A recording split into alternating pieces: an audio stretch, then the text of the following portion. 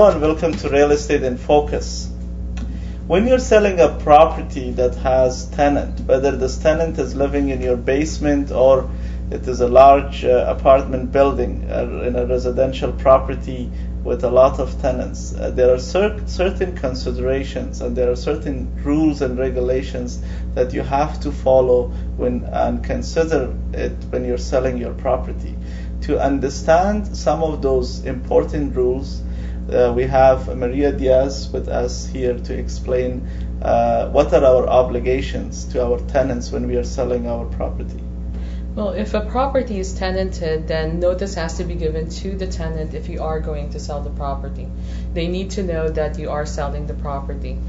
If you want vacant possession of the property when you transfer it to your purchaser, then there might be difficulties in providing that, given that usually you will have to serve the notices according to the law of Ontario with regards to how to get rid of a tenant and have them move out of the property.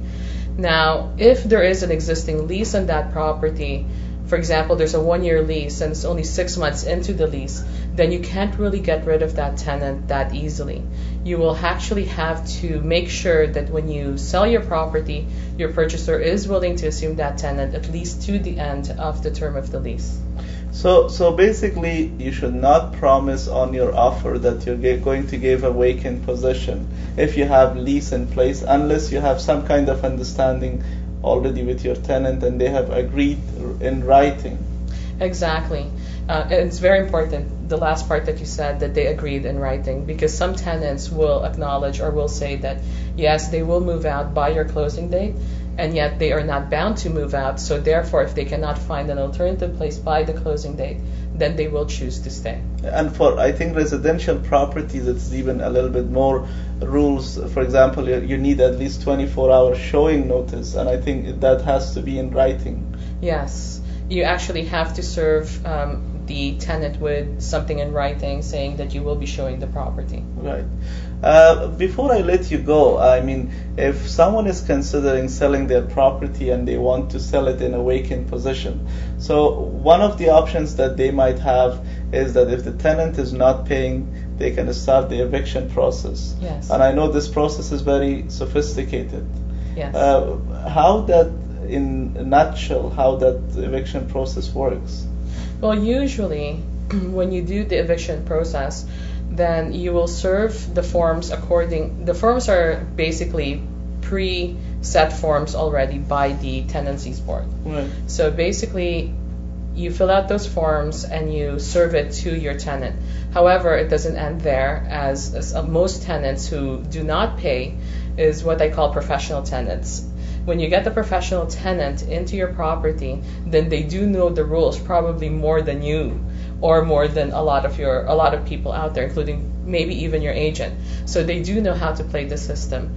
And once it gets into the system, then they can actually drag this on for months through the tenancies board, and before they can actually will be given the opportunity to be evicted out of that property. Yes. So if you are selling a tenanted property, first of all, you have to understand there are certain rules and regulations that you have to play by. And secondly, if you're planning to sell this as a vacant property and you think you can get a higher value for a vacant property, you might go, and if your tenant, of course, is paying on time, you can go and sometimes they might work with you and have a vacant position. You can help them to find another place, maybe pay for their expenses such as moving, etc.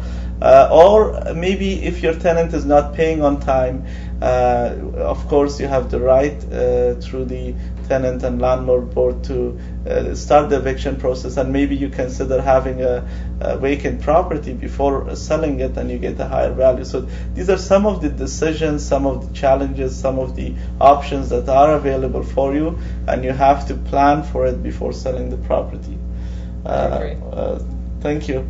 And thank you for coming, Maria. Hopefully this video will help you when you're selling your property, understand some of these complexities that are involved in a tenanted property. Thank you for watching.